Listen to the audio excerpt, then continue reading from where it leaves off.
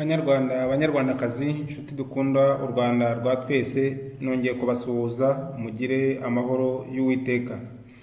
Uyu munsi turaganira ku musaza nyakwigendera Nelson Mandela, ku gitabo yanditse kivuga ku buzima bwe yise A Long Walk to Freedom, urugendo rurerure ruganisha ku kwibohora cyangwa se ku burenganzira,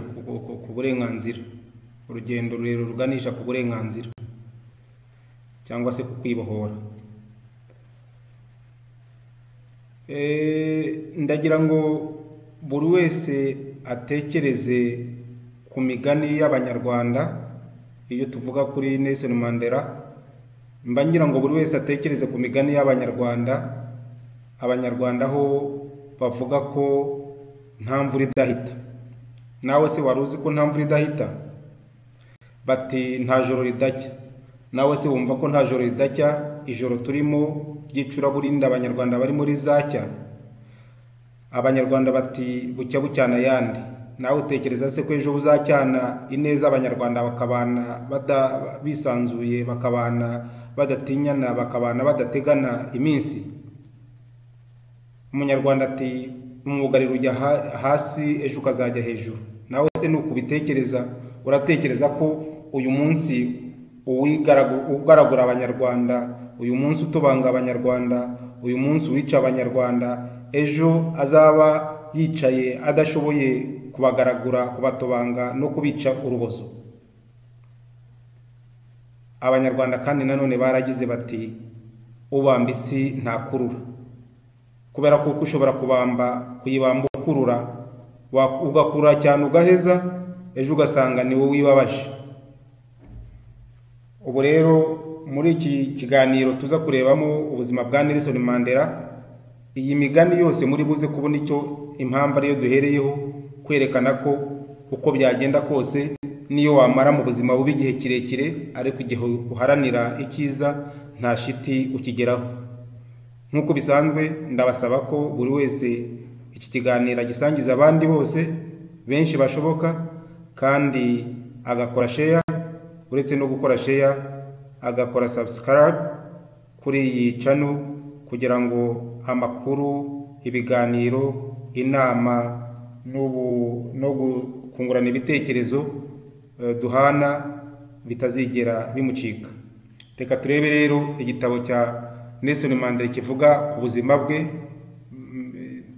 bibliography ku buzima bwa Nelson Mandela, yise A Long Walk to Freedom. Mbere yuko tuvuga kuri icyo gitabo cye, reka tumanze dutekereze kuri Nelson Mandela ubwe, tuvuge ku author, ku mwoteri w'igitabo. Nelson Mandela ngira ngo turamuzi, abantu benshi tumuzi nk'umuntu waharaniye uburenganzira bw'Abanyafurika y'Epfo, akorera muri ANC, ishyaka rya ANC, ariko nanone tumuzi nk'uwabaye perezida akaza guhabwa igihembo cy'amahoro, ariko tukanamumenya cyane ko atabaye umwe mu bagize ku butegetsi ngo yihimure ku bamuhemukiye cyangwa se ashoze imyiryane mu bene gihugu. Niyo mpamvu mbere yo kuvuga ubuzima bwe, mpereye ku ijambo rigira riti uharanira icyiza ubutakivaho, uzaharanira icyiza ubutakivaho, kabone niyo wahabwa amajana ntuzasimbuze ibintu umuntu, ntuzasimbuze ibintu ubumuntu. Niyo baguha amajana, niyo baguha byinshi, ntacyo waba wungutse igihe usimbuza ubumuntu ukabusimbuza ibintu. Nelson Mandela rero we yahagaze kuri icyo yanga gusimbuza umuntu ibintu, yanga kwemera ko arenganurwa abandi barengana, ahubwo yemera kubitangira imyaka irenze 27 mu buroko. Reka dukomeze tumanze turebe ibijyanye na Nelson Mandela, nyuma tuze kureba iby'icyo gitabo yanditse kivuga ku buzima bwe. Nelson Mandela yavutse ku itariki 18 z'ukwa karindwi mu mwaka w'1918, aza kuba perezida wa mbere wa Afurika y'Epfo watowe mu buryo bwa demokarasi. murabizi ko mbere ye hayobaraga apartheid, abazungu bakandamije abirabura, babakoresha icyo bashaka, bakabakorera icyo bashaka, babahemukira uko bashaka, ntacyo bikanga, badateganya ko hari uzabibabaza umunsi cyangwa ikindi gihe. Yize rero ibijyanye n'amategeko kuza kugera ubwo abaye umunyamategeko. Amaze kuba umunyamategeko atangiza ishyirahamwe ry'urubyiruko muri ANC, aribyo African National Congress, mu mwaka w'1944.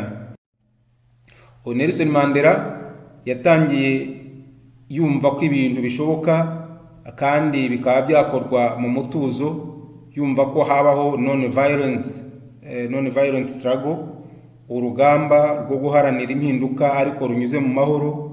Biza kugeraho abona bidashoboka kubera kuko ihutazwa ry'abenegihugu ry'abirabura ryari rikabije, maze ageze mu mwaka w'1961 uburyo bwo gukora mu nzira y'amahoro abuvamo, noneho ajya mu bijyanye na gisirikare, bityo atangira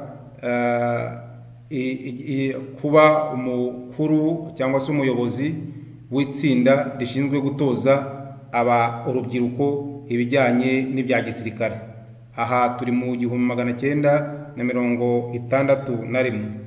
Mu 1964 uyu Nelson Mandela byaje kumuvira, ntibyaje kumworohera uyu murongo yari amaze gufata, umurongo wo gukora mu buryo noneho bwo kuforma abasirikare akarwana n'igisirikare cya Afurika y'Epfo cya apartheid. Baje kumufata baramufunga mu mwaka w'1964, hanyuma biza gutuma afungwa igihe kirekire kuva muri 1964 kugeza muri 1990. Hanyuma mu mwaka wa 1990 ku itariki 11 aza gufungurwa. Turibuze kureba uko yaje gufungurwa. Nyuma yo gufungurwa, Nelson Mandela yaje gutorerwa kuyobora Afurika y'Epfo, ariko kubera amasezerano yagiranye n'amahoro yagiranye n'uwari umuyobozi wa Afurika y'Epfo, Frederick de Klerk, baje bose guhabwa igihembo cy'amahoro baragisangira, kubera kuko bagize amasezerano y'amahoro, bemeranya ko nubwo babanye nabi, babaniranye nabi, ndavuga abazungu babariniye abirabura nabi, ariko bagiye kubaho ubuzima budahora, bagiye kubaho ubuzima buha agaciro buri munyafurika w'Epfo, batihoreye ku bibi abazungu bari babakoreye. Ariko ku rundi ruhande banaha agaciro kuba uyu Frederick de Klerk, nubwo Nelson Mandela yari yakatiwe igifungo cya burundu, batamwiciye muri gereza kuko byarashobokaga, kandi bemeye gushyikirana nawe ku buryo kugera aho bageze ku masezerano y'amahoro, kubera ko aba bagabo babiri aribo bayanegosiye bakaza kuyageraho, bahawe iki gihembo cy'amahoro cyitiriwe Prix Nobel, cyitiriwe Nobel, barakigabana. Nyuma y'intsinzi ya ANC yo muri 1994, mu matora yo muri 1994, Mandela ntabwo yimirije imbere kwihimura, ntabwo yimirije imbere gukina ku bazungu ngo abereke ko abasuzuguye, abereke ko kubatsinda bigomba kuba impamvu yo kubakinagaza, ahubwo yabaye umwe mu baharanira ko habaho amahoro, ko abantu biyoroshya, bakoroherana, bakababarirana.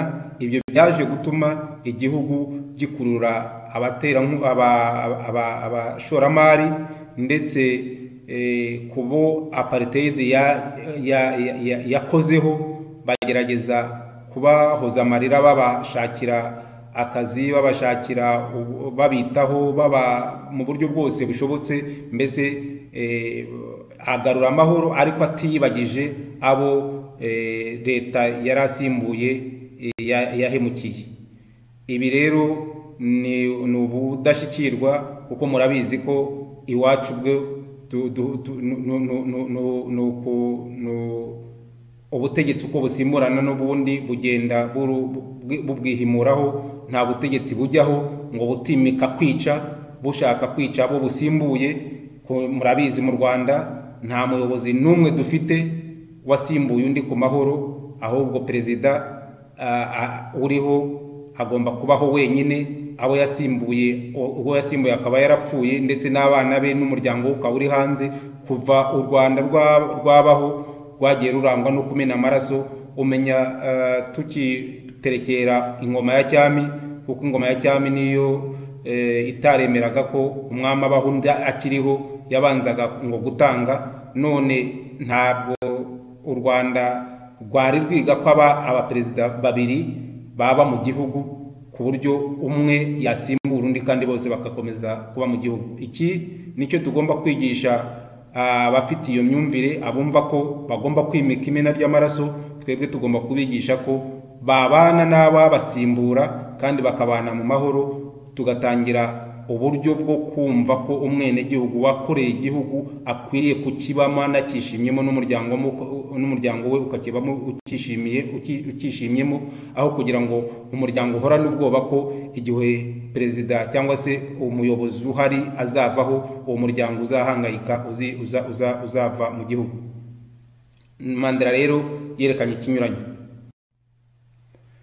Tumaze kureba rero Mandela amaze kuba perezida, amaze no gutangira politike yo gutoza abenegihugu bumwe n'ubwiyunge, ndetse no kubuharanira kandi bukagerwaho ku buryo ukwihora kutabayeho. Reka noneho turebe igitabo. Muri iki gitabo yanditsemo iki? Ntabwo tuza kugisoma igitabo ijambo kurindi, ahubwo turareba amwe mu magambo y'ingenzi ari muri iki gitabo n'icyo twayigiraho nk'Abanyarwanda. Mu ntangiriro z'iki gitabo Mandela aragira ati, in life every man has twin obligations to his family, to his parent, to his wife and children, and he has an obligation to his people, his community and his country.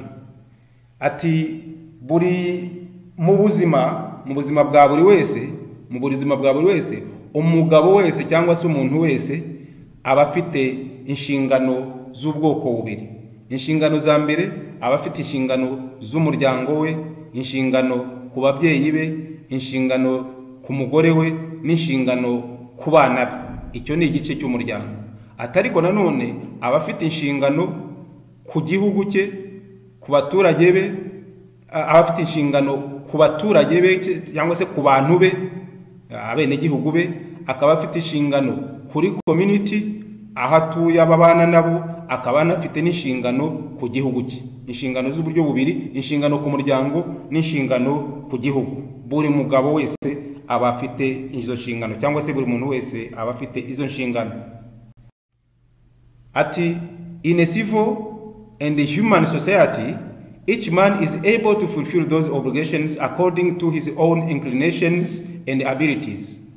Ati buri muntu muri sosiyete nzima, mu muryango muzima, mu muryango nyawo, buri mugabo cyangwa se buri muntu aba afite izo nshingano zo kubahiriza, abashobora kubahiriza izo nshingano bigendanye n'ubushobozi bwe nuko yumva byamukundira, bigendanye n'ubushobozi bwe.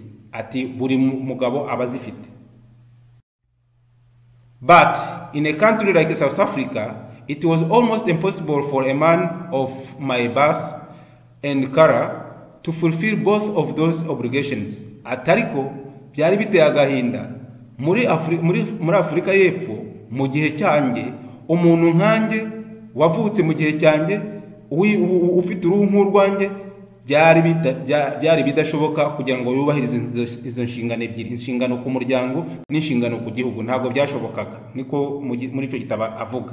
Ariko ndagira ngo mwibaze, ese mu Rwanda birashoboka ko umuntu yuzuza inshingano z'umuryango, akuzuza inshingano z'igihugu, atikeka nta bwoba ntaki. Reka turareba impamvu cyo avuga ati muri Afurika y'Epfo ntibyashobokaga, maze tubigereranye no mu Rwanda. Aravuga ati in South Africa a man of color who attempted to live as a human being was punished and isolated. Ati umuntu muri Afurika y'Epfo w'umwirabura wagerageje kubaho ubuzima bwa kimuntu, yarabihanirwaga ndetse akanegizwayo, abantu bakamuhunga, agahungwa, bakamujyana muri isolation, bakamujyana ahantu ho kuba ha wenyine, kuko agerageje kubaho kimuntu. Niba agerageje kubaho mu kimuntu, niba agerageje yumva ati amashuri ndi umuntu, ngomba kwiga nk'abandi, ngomba gukora gushaka akazi nkakora nk'abandi, ngomba gushaka umutungo nk'abandi, ngomba kugira ubwisanzure nk'abandi, uwatekerezaga ko afite ubwo burenganzira nk'ubw'abandi yagombaga guhanirwa ko watekereje ko ufite uburenganzira bwa muntu nk'ubw'abandi bantu, ndetse yakomeza kugaragaza ko ubwo burenganzira bufite, bigatuma bamuvana mu bandi kugira ngo atabakwirakwizamo ko nabo bafite ubwo burenganzira. Arakomeza ati I did not in the beginning choose to place my people above my family, but in attempting to serve my people, I found that I was prevented from fulfilling my obligations as a son, a brother, a father, and a husband.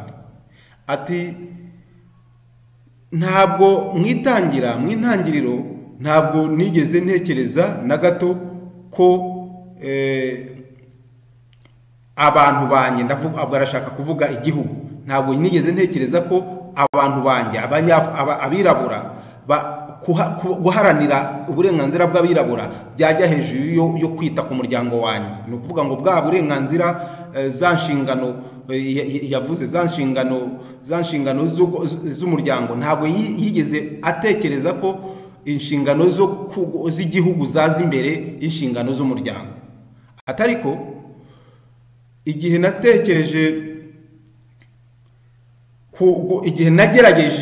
nagerageje gufasha kugira icyo namarira umuryango wanjye, ndavuga umuryango mugari, igihugu, abirabura, igihe nagerageje gufasha abirabura, abantu b'ubwoko bwanjye, cyangwa se abantu tumeze kimwe, abene gihugu bagenzi banjye bari bahangayitse, naje kubona ko kwita ku banyagihugu bituma za nshingano zo kwita kubo mbereye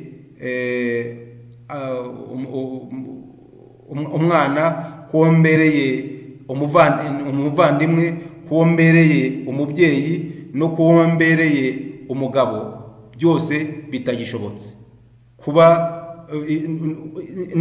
niyemeje kwita ku nshingano cyangwa se kuguharanira uburenganzira bw'abene gihugu, ubw'abanjye bwahise busa naho buburiramo, cyangwa se ntabwo byari byishobotse ko nita kubo mbereye umwana, ni ukuvuga ababyeyi, kubo mbereye abavandimwe, umuvandimwe ni ukuvuga abavandimwe banjye, kubo mbereye papa ni ukuvuga abana banjye, no kubo mbereye umugabo ni ukuvuga umugore wanjye. Ntabwo yari agishoboye, amaze gufata intego, amaze gufata inshingano zo guharanira ineza y'abene gihugu, ntabwo byari bigishobotse ko yita ku neza y'umuryango, kubera kuko ubwo yahise yibona muri situation itamwemerera, muri conditions zitamwemerera kwita ku banyamuryango. Ati I was not born with a hunger to be free, I was born free in every way that I could know. Ati ntabwo navutse mfite inyota, mfite inzara yo guharanira ubwigenge bwanjye. Ati kuko navukanye ubwo bwigenge, navukanye uburenganzira, ntabwo navukanye inyota yo guharanira ubwo burenganzira, kuko narabuvukanye, kandi mvukana uburenganzira mu buryo bwari bwo bwose natekerezaga. Kuko mu bwenge nk'umwana numvaga mfite uburenganzira nk'ubw'abandi, niko n'abana b'Abanyarwanda bumva bafite uburenganzira. Yavutse ntabwo atekereza ko igihugu kizamwambura uburenganzira bwe. Hari ijambo yavuze ati when a man has done what he considers to be his duty to his people and his country, he can rest in peace. I believe I have made that effort, and that is therefore why I will sleep for the eternity. Iri jambo riraryoshye kubashaka kumva, kubashaka kuba abantu, kubashaka kugira umutima wa kimuntu. Ati iyo umugabo yakoze cyangwa se umuntu yakoze icyo yakagombye gukora, yakoze inshingano ze, icyo yumvaga gikwiriye, yagikoreye igihugu, yagikoreye abantu be, abaturage be, abantu be, agikorera n'igihugu, icyo gihe aruhuka, iyo aruhutse aruhukira mu mahoro.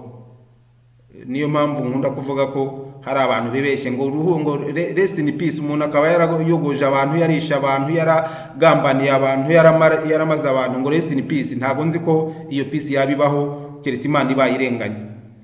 Ariko aravuga ati iyo wakoreye abantu ugakora n'igihugu cyawe, nta kikubuza kuruhukira mu mahoro. Ati ndatekereza ko guharanira iki kintu nagiharaniye, nagerageje kukigeraho.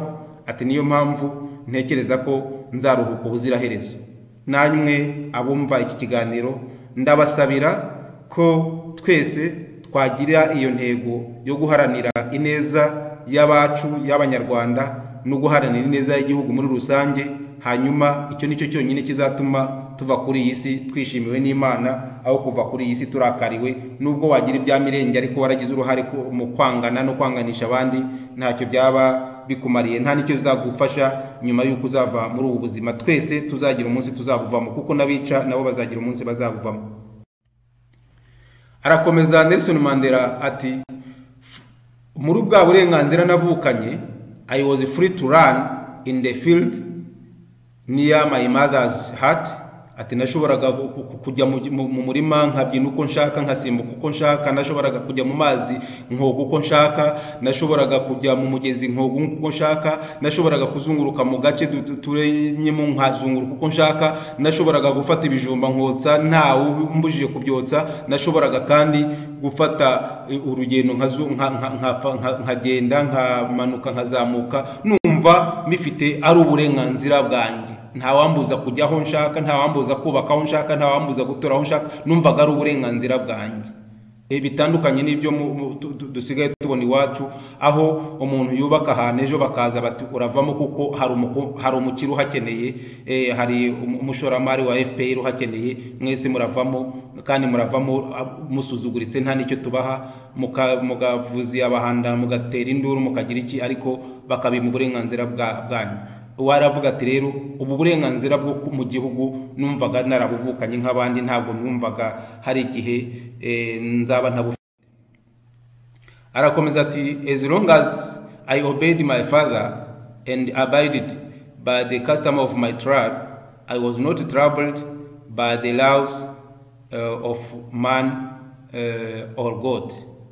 Ati igihe cyose nabaga nubahirije ibyo data yansabye, kandi umuco w'ubwoko bwacu nawubahirije, ntabwo nagiraga ibibazo n'abantu, nta nubwo nagiraga ibibazo n'Imana, kuko yabaga yubahirije ibyo agomba kubahiriza. Ariko ngira ngo iwacu kubahiriza ibyo ugomba kubahiriza ntabwo byoroshye nk'uko tuza kubireba.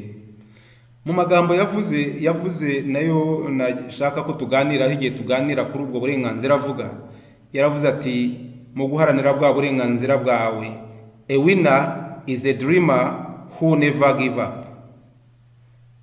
A dreamer who never gives up. Umuntu uzagera ku ntsinzi, umuntu uzagera ku cyo aharanira, ni wa wundi wumva ko mu nzozi ze yarose atazigera abivamo, atazigera acika intege ngo abivemo.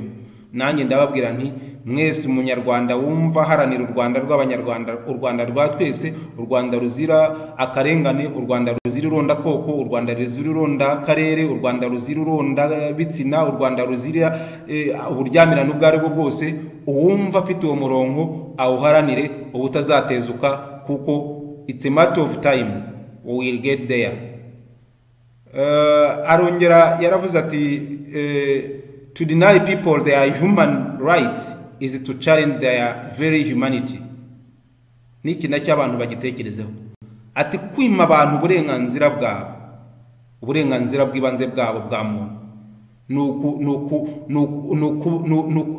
ukubaho kwabo konyine ubukerenshije ubumuntu, ukubaho kwabo konyine ubukerenshije, ni ukuvuga ngo ububwiye ni nkaho bababwiye ngo muharanire noneho uburenganzira bwanyu, nimugaragaze ko muri abantu. Iyo ubimye uburenganzira bwabo nk'abantu, igihe cyose wimanye uburenganzira bwa muntu cyangwa se wambuye abantu uburenganzira bwabo, ni nkaho bababwiye ngo basha ngaho muharanire uburenganzira bwanyu, mugaragaze koko muri abantu. Kuko guceceka ubona wambuye uburenganzira bwawe ni ukuba utabaye well challenged, ntabwo uba wemeye challenge wahawe. Iyo wambuye uburenganzira bwawe wakagombye guhaguruka ukabuharanira, kuko niryo somo baba baguhaye. Iyo bakwambuye uburenganzira bwawe baba bagutegeka ngo haranira uburenganzira bwawe, ni somo baba baguhaye, ni challenge, ni task baba baguhaye. Iyo bakwimye uburenganzira bwawe, uburenganzira bwo gutanga ibitekerezo, uburenganzira bwo kwisanzura, uburenganzira bwo gutura aho washaka, uburenganzira bwo kugira bwo kwiga kandi ukiga neza, uburenganzira bwo kwiga aho ushaka, uburenganzira bwo kuvuga icyo ushaka kandi ntukizi, uburenganzira bwo kubana n'uwo ushaka kandi ntubizi, uburenganzira bwo kugira ishyaka rya politike kandi ntubizi. Iyo kwimye uburenganzira bumwe muri ubwo burenganzira, baba bakubwiye ngo haguruka ubuharanire. Nicyo baba bakubwira, hagaruka ubuharanire, ubabwire ko atari bo bakuremye, kuko Imana yakuremanye ubwo burenganzira, yakuremanye ibitekerezo ibyawe bitandukanye n'ibyanjye, bishatse kuvuga ko yakuremanye ubwo bwisanzure ku buryo uzakoresha ubwo burenganzira ukabubyaza umusaruro. So someone who will deny your human right will be challenging you to fight for your rights. Arakomeza Nelson Mandela niwe tukivuga, arakomeza aragira ati, it was only when I began to learn that my boyhood freedom was an illusion, when I discovered as a young man that my freedom had already been taken from me, that I began to hunger for it. Ati inzara cyangwa se inyota y'uburenganzira bwanjye natangiye kwigeraho mbaye umusore, nkabona ko ibyo nifuza kugeraho nk'umusore bidashoboka, kubera kuko bambangamira, kubera kuko leta ya apartheid, leta y'ihonyabwoko cyangwa se leta ya apartheid yari iriho Afrika y'Epfo, inzira zose zatuma nisanzura nk'umusore yarazibangamiraga. Nibwo natangiye kubona rero ko nyotewe no kugira uburenganzira bwanjye. Ati at first, ati ku ntangiriro, as a student I wanted the freedom only for myself.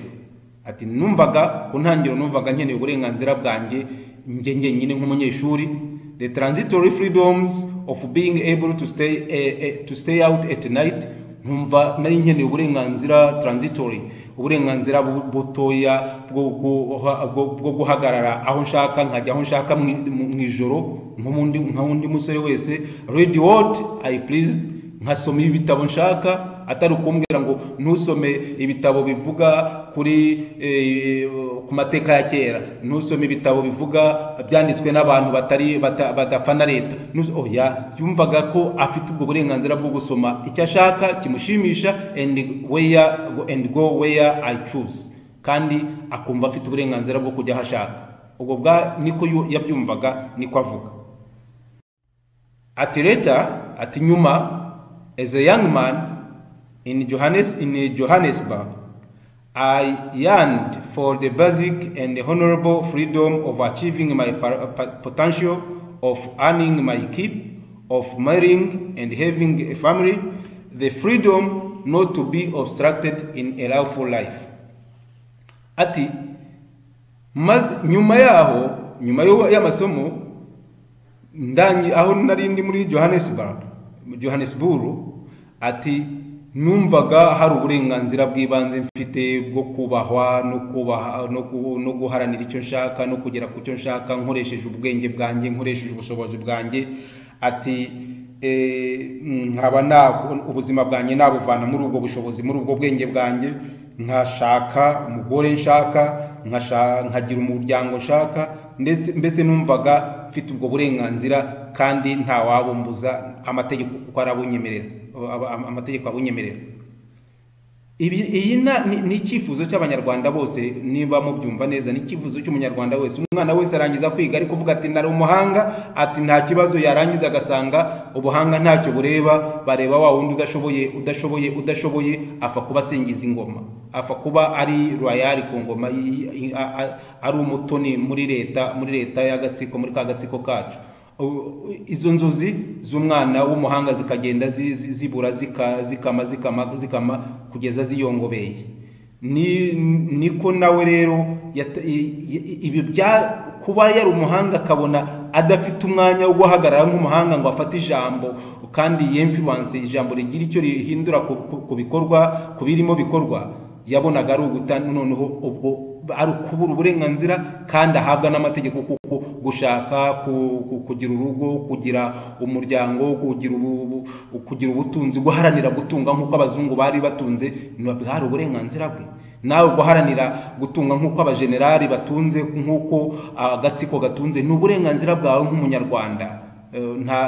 Nta n'umwe wakagombye kuba abukuvutsa. Ibyo rero iyo ubonye hari ubukuvutsa murangiza kwiga, umuswa akagutanga kubona akazi, cyakagombye kukwereka ko ugomba guhaguruka ugaharanira ko ibyo bitazongera, ko u Rwanda ruhabaye n'igihugu amahirwe angana, noneho urusha abandi ubushobozi akaba ari we ubarusha kugera kuri ya mahirwe, uhabwa priority, ubahabwa amahirwe y'ibanze. Reka twumve irindi jambo yavuze ati it always seems impossible until it is done. N'amagambo yagiye avuga ati burya iyo uharanira icyo ari cyo cyose, ubutekereza ubona kidashoboka, hari ukuntu ubona kidashoboka, kiremereye, kigoye, gikomeye, ariko ukimenya ko gikomeye ari uko gishoboye. Mu buzima busanzwe no guhaguruka, umwana muto yarahaguruka akidimba hasi, agahaguruka akidimba hasi, agahaguruka akidimba hasi, ababona bikomeye, ariko iyo amaze kumenyera kugenda ntabwo yongera kumva ko byari bikomeye. So nawe wowe wumva ko uburenganzira bwawe kubugeraho bidashoboka, icyo gitekerezo gisubize, gihambe, hanyuma utangire igitekerezo kivuga ngo birashoboka, kuzageza ubwo tuzabona byashobotse. Turacyavuga kuri Nelson Mandela, arongera ati but then I slowly saw that not only was I not free, but my brothers and sisters were not free too. Ati nakomeje rero kugenda kugeza aho mbonye ko uretse ko nanjye ubwanjye nari ntafite uburenganzira, n'abavandimwe banjye ndetse n'urungano rwanjye nta numwe wari ufite uburenganzira. Twese twari tudafite uburenganzira, twari twarambuwe uburenganzira bwacu. Arakomeza aravuga ati I saw that it was not just my freedom that was curtailed, but the freedom of everyone who looked like I did. Ati uburenganzira ntabwo ari jyewe njyenyine wabuburaga, ntabwo ari jyewe wari wambuye uburenganzira bwanjye njyenyine, ahubwo umuntu wese wabibonaga nkanjye, wumvaga ko afite uburenganzira mu gihugu cye, yahitaga ahura n'imbogamizi. Ni ukuvuga ngo yahitaga aba nkanjye, yahitaga ahangayika nkanjye, yahitaga ahangayikishwa nkanjye. No mu Rwanda nuko uharaniye kugaragara nk'ufite uburenganzira mu gihugu cyamubyaye, ahita agira ibibazo, ahita ajya mu gatebo bita ibigarasha, bita iki. Ntekereza ko abita abantu ibigarasha aribo bigarasha kurusha abo bita ibigarasha. Ntekereza ko aribo bafite ubwenge, bafite ubushobozi, basobanukiwe. Ntekereza ko abita abandi bigarasha aribo bigarasha, abita abandi bigarasha ntekereza ko aribo bigarasha, kuko burya babita abandi aribo bamanze kubyibonamo mbere, bagashaka kubijyana ku bandi. Arakomeza ati that is when I joined the African National Congress, and that is when the hunger for my own freedom became the greater hunger for the freedom of my people. Ati maze kujya muri National ANC, African National Congress, nibwo yanyota y'uburenganzira bwanjye yageze ku rwego rwo hejuru, ku buryo ibyara nanone inyota indashyikirwa yo ku rwego rwo hejuru yo guharanira uburenganzira bwa bene gihugu bw'abavandimwe banjye bw'abantu bagenzi banjye bw'abirabura bagenzi banjye. Reka ahangaha nkubaze weho kuri aka kanya uri hehe ufite uwuhe murongo? Hari benshi mu Rwanda baharanira uburenganzira bwa muntu, barahari cyane. Hari abaharanira uburenganzira bwa politike, hari amashyaka nka Darifa Umurinzi ya Victoire Ingabire, hari amashyaka nka PS Imbera kuri ya Maître Ntaganda, hari PSM People Salvation Movement ya Diane Rwigara. Wewe uri hehe muri abo bose baharanira uburenganzira bwo kugira ngo umunyarwanda agire uburenganzira yisanzure mu rwamubyaye? Hari n'abandi bahisemo kuvuga bakavuga bashize amanga, bakavuga badategwa, bakavuga nta mbebya kuko bumva ko bifitiye uburenganzira. Hari nka Karasira Aimable, hari nk'abanyamakuru batandukanye. Weho uri kuruhe murongo? Hari benshi nanone mu Rwanda baharaniye guharanira u Rwanda rwa twese muri TDM. Weho uri hehe? Ndagira ngo nkubaze wowe utekere uri hehe? Urakireba ukumva ko uburenganzira bwawe ubufite bwose? Niba utabufite bwose se kuki utifatanya n'abandi kugira ngo mugire ingufu? Remember, uzirikana ko iyo abantu bishize hamwe bibyara ingufu, kandi abishize hamwe nta kibananira, ngo kandi abishize hamwe nanone Imana irabasanga. Aravuga ati, it was this desire for the freedom of my people to live their lives with dignity and self-respect that animated my life. Ati maze kumva niko bigenda biraryoha cyane. Ati ukugushaka uburenganzira bw'abantu banjye, uburenganzira bw'abirabura, uko abirabura babaho bafite agaciro, babaho bubashwe nk'ikiremwa muntu, byahise bituma ari byo biba ubuzima bwanjye. Niko bijya bigenda iyo uharanira, iyo wumva wirenze ukarenga weho ubwawe, ukumva ugomba kwivugira, ukavugira n'abandi, ugaharanira ineza y'abandi, ugaharanira ineza ya rubanda, ugaharanira ineza ya rubanda irengana. Iyo ugeze kuri urwo rwego uraryoherwa, nibwo ubaho ubuzima wumva ko niyo wapfa wubashwe, kuko twese tuzapfa, ariko weho uzapfa ugana hehe? Uzapfa warasize iki? Uzapfa waramariye iki Abanyarwanda? Kubera ko uzapfa uko byagenda kose uzapfa, ariko uzapfa waragize ubwoba, hanyuma ngo batumva ko navuze, nabwo uzasangayo uwo bishe, n'uwishe azagusangayo, mwese muzabanayo hariya. Icyari gikwiriye nuko weho uhaguruka uyu munsi, ugahaguruka aka kanya, ugaharanira ineza y'Abanyarwanda bose, maze wava kuri iyi si tukazirikana ko ari intwari, tukazirikana ko ari umugabo. Ubu tuzirikana benshi, kandi amateka azahora bibuka. Tuzirikana Kizito, amateka azamwibuka. Tuzirikana abantu benshi cyane baharaniye ko Abanyarwanda bigenga mu bitekerezo, bagira ibitekerezo ntibabizire, bajya muri politike ntibayizire. Turabazirikana abo bose, tukazirikana abafunzwe bazira ubusa nka ba Mushayidi, turabazirikana abo bose. Tuzirikana abantu benshi baharaniye ineza y'Abanyarwanda bakabizira. Mweho se ugira ngo ntuzava kuri iyi si, ariko uzaba usize iki? Uzaba ujyanye iki niba udahagurutse kuri aka kanya ngo wifatanye n'Abanyarwanda bifuza guharanira u Rwanda rw'Abanyarwanda, u Rwanda rwa twese, u Rwanda rubereye Abanyarwanda bose? Reka dukomeze na Nelson Mandela. Ati, that transformed a frightened young man into a bold one, that drove a law-abiding attorney to become a criminal, that turned family-loving husband into a man without a home, that forced life-loving man to live like a monk. Biteye agahinda, birababaje, kandi ariko ni realite, nibyo bibaho buri gihe.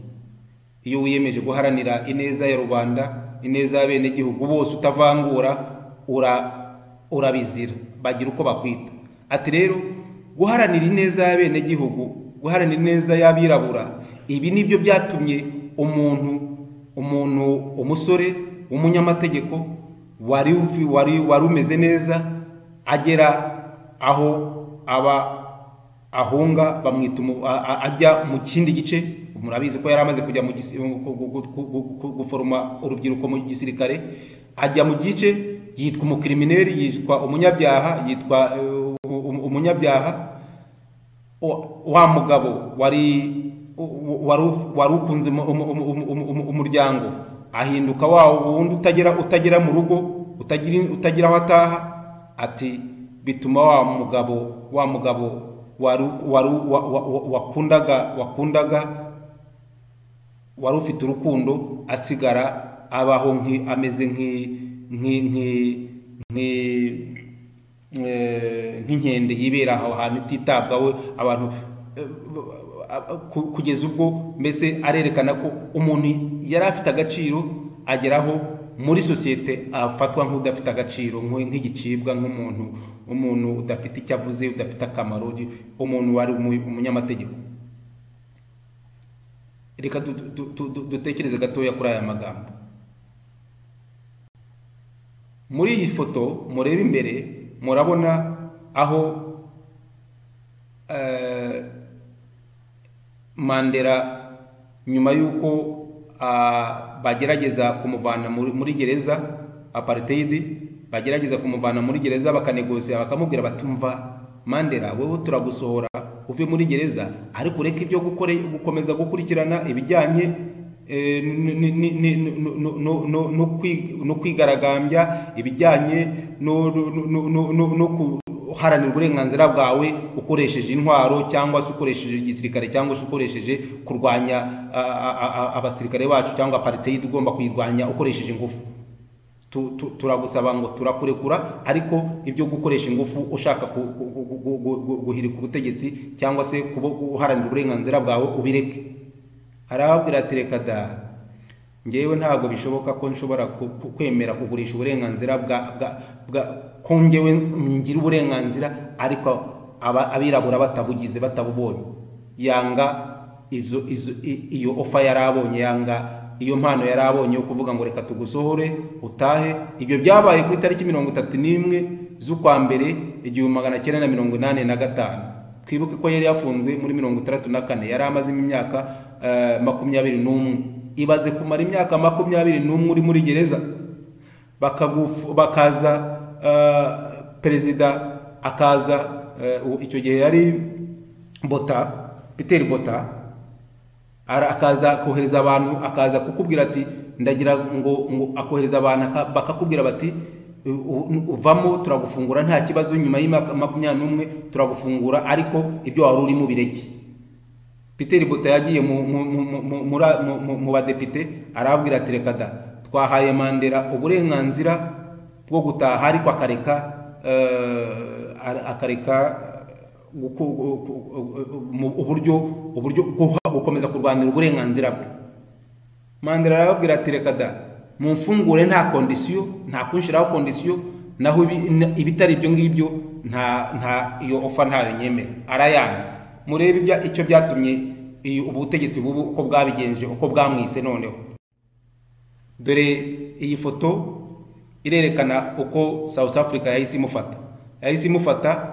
Wa musaza umaze imyaka 21 afunze, imwita kwari umuntu biba terere, umukozi urwanyu wa terere, umuteroriste, imwita umuteroriste.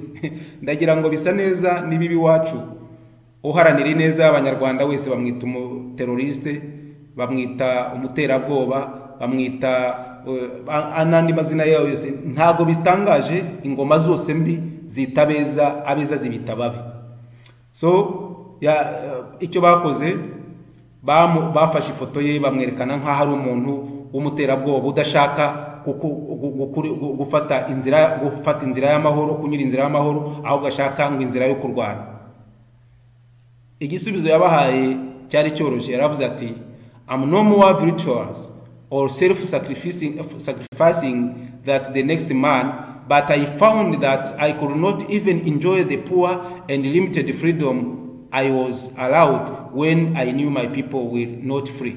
ati nta burenganzira nabaga ntabwo najyaga kwishima igihe mpawe ngewe ngo uburenganzira ariko abanjye batabuhawe, no kuvuga abirabura batabuhawe. Nawe weho wumva wariye bakakubwira ibyo bakagira ibyo bakwemera ngo ujye kugambanira abandi, bakakugira ibyo baguha ngo ujye kugambanira abandi, bakakugira ibyo bakubeshesha ngo ujye guhemukira abandi, ukumva urimo urahemuka ariko urahemukira igihe gitoya kandi igihe kinini uzabyicuza. Icyo yakoze rero yaravuze ati nta bwigenge, nta bwisanzure nagira, nta byishimo nagira igihe jewe bandekuye ariko abandi bagifunze. Umva ikindi kintu yaje gukurikizaho, yaravuze ati freedom is indivisible. The chains on any one of my people will the chains on all of them, and the chain of all of my people will the chains on me. Bavandimwe mwese mwumva iki kiganiro, ndagira ngo mutekereze neza kuri aya magambo.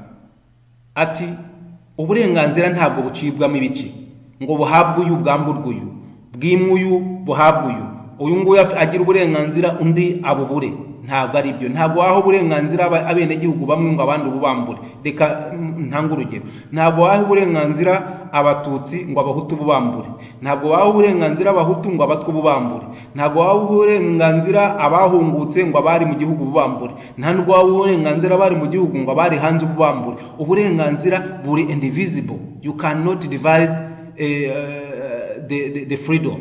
Uburenganzira n'ubwa twese n'ubwa bene gihugu bose. Aravuga ati the chain on any one of my people, kubona umwe mu bene gihugu aboshye, kubona umwe mu bene gihugu aboshye, nge nabibonaga nk'abene gihugu bose baboshye. Kubona umwe aboshye ni ukuvuga ko bose baboshye, kandi kubona ko bose baboshye ni ukuvuga ko nanjye mboshye. The chain on all of my people will the chain on me.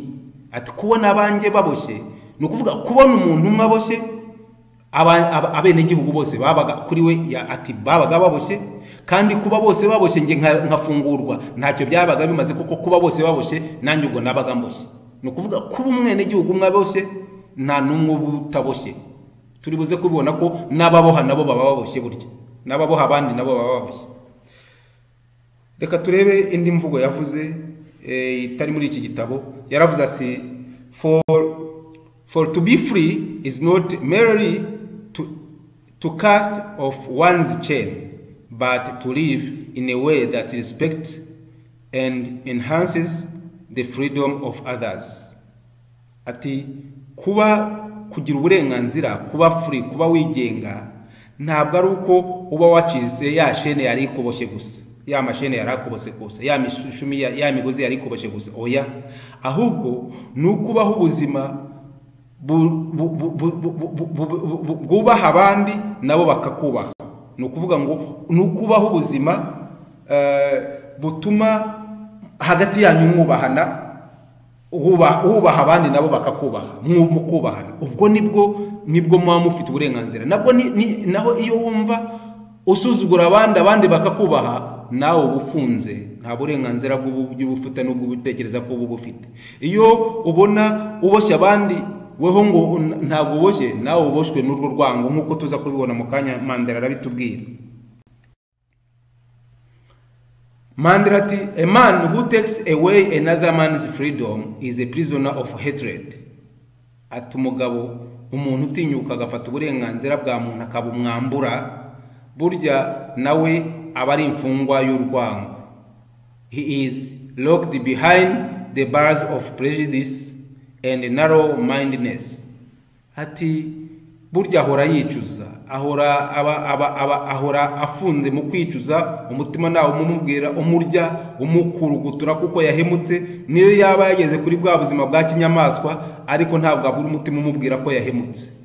Ikindi nuko aba afite ubwenge bureba hafi, aba afite ubwenge budashobora kureba kure, budashobora kureba ibirenze ku mazuru ye, kubera kuko niba adashobora kumva ko kwambura abandi uburenganzira bwe, burya nawe aba bwiyambuye, burya abahemutse, burya yagoswe n'urwango.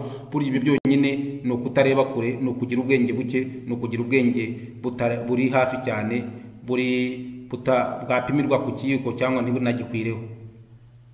Mandela ati man's goodness is a flame that can be hidden but never extinguished.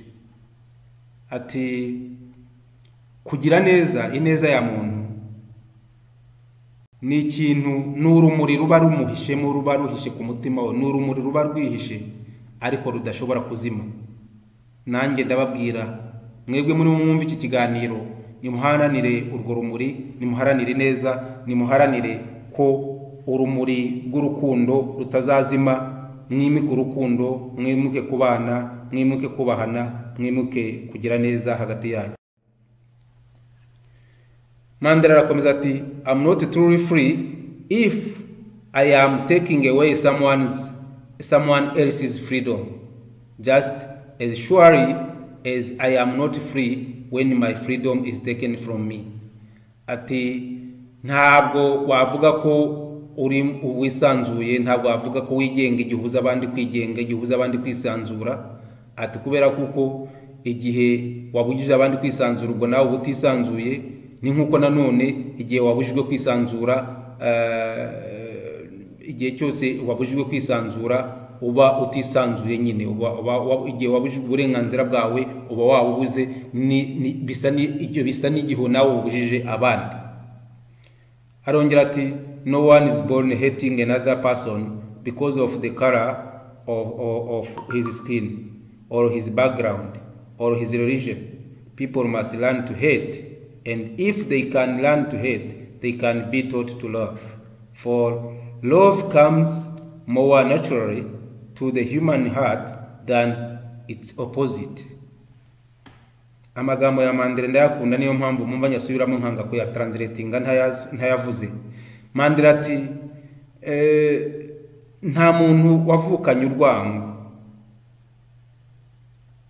rwo kwanga abandi ashingiye ku bwoko, ashingiye ku ruhu, ashingiye ku hakomoka, ashingiye ku idini. Nta muntu wavukanye izo nzangano.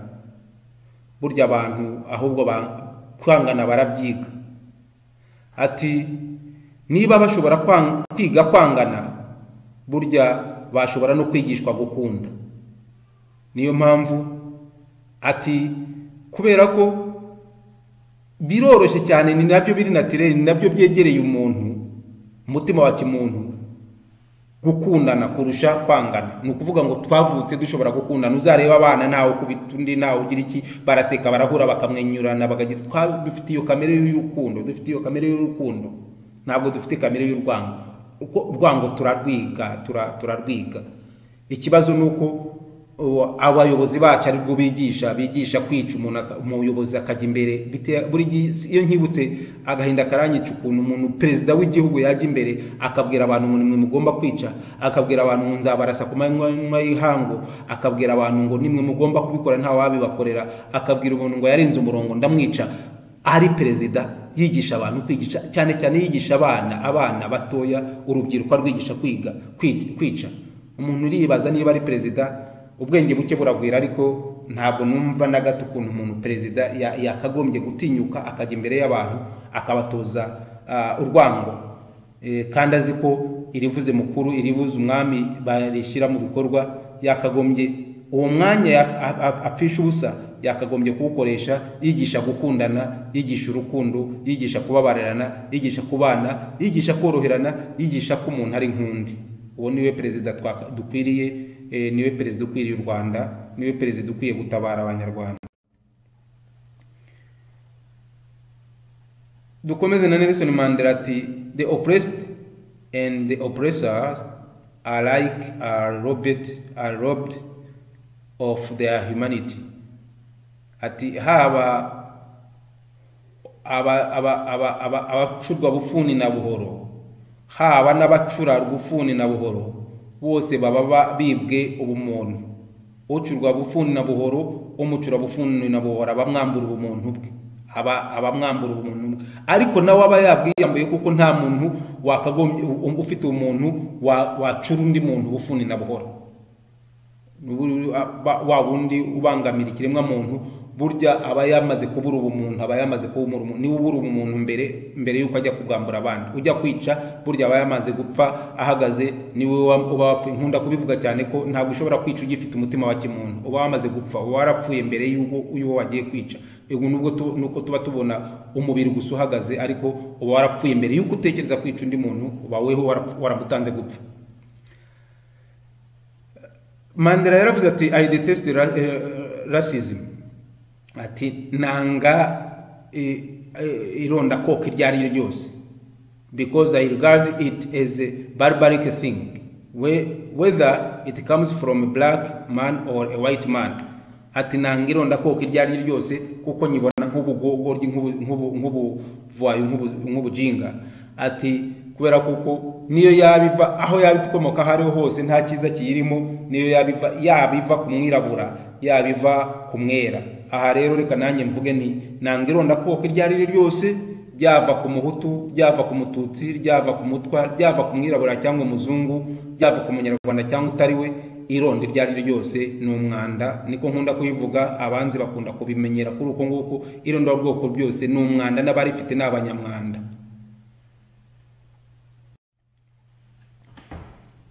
Reka turangize ikiganiro cyacu. Banyarwandakazi, inshuti z'u Rwanda, ntekereza ko twabonye mu magambo cyangwa muri iki gitabo cya Nelson Mandela, nkuko nababwiye, iyi bibliography uzayishaka nawe arandika muri komenti, cyangwa ayandike kuri email yacu, cyangwa yandike kuri telefone WhatsApp. Igitabo tukimuhe kiri PDF. Turifuza ko abanyarwanda twiga gusoma, tukitoza kuba abanyarwanda bava mu gatebo twashizemo muri cave, nkuko twahoze tubivuga, muri cave twashizwemo, mu buvumo twashizemo, tukabuvamo, kandi nta kindi kizabuvanamo, nta kindi kizatumurikira ngo tuve muri ubwo buvumo uretse kwiga, uretse gusoma, uretse kwigana abivanye mu bihe nk'ibi turimo, nk'ibi tumaze imyaka 26, ibihe tumazemo igihe kirekire. Ababyivanyemo bose babyivanyemo kubera kuko basomye, kubera kuko bize, kubera kuko bagerageje gusobanukirwa uburyo babyivanamo. Reka ndangize mbaza nti Rwanda, iyo wigamba kwica abawe ubona wowe ukiri muzima? Igisubizo ndatekereza ko nawe wigamba kwica abawe buryo uba warapfuye. Rwanda, iyo ubona uwo muturanye ahuguzwa, arenganywa cyangwa yicwa, ugaceceka uba ukiri muzima. Nabwo igisubizo ni cya kindi, nawe uba warapfuye uhagaze, kubera kuko ntiwakagombye kwemera ko mugenzi wawe arenganywa ureba, ntiwakagombye kwemera ko mugenzi wawe ahuguzwa ureba, ntiwakagombye kwemera ko mugenzi wawe yicwa ureba, ahubwo wakagombye guhaguruka, mugahagurukana, mukarwanya ikibi. Rwanda, iyo ubona uhozwa abandi, iyo ubona uhoza abandi, iyo ubona uhoza bamwe abandi bagahogozwa, ubona uba ukiri muzima. Ndavuga nti nabwo uba utakiri muzima, kuko abenegihugu bose bakagombye guhozwa kimwe. Nongere mbaze nti Rwanda, iyo uturwa intimba, iyo ubona uturwa intimba abandi bakayikorezwa, ubona uba ukiri muzima? Nabyo nuko uba utakiri muzima, uba warapfuye kera, kubera kuko abanyarwanda bose bakagombye bose guturwa intimba kimwe. Nta wakagombye guhozwa undi ngo ahogozwe, nta wakagombye guterwa intimba undi ngo ayiturwe, nta wakagombye kwicwa undi ngo yumve ko ariho, nta wakagombye kurenganywa undi ngo yumve ko ariho, nta wakagombye kubura uburenganzira ngo undi ngo yumve ko abubonye. Icyo gihe twese tuba tubivuze, twese tuba tutakiriho. Ndangize ngira nti Mana tabara, Mana tugira abantu, Mana duha ubumuntu, Mana tabara u Rwanda n'abanyarwanda. Murakagira kandi muhorane u Rwanda rw'abanyarwanda, u Rwanda rwa twese.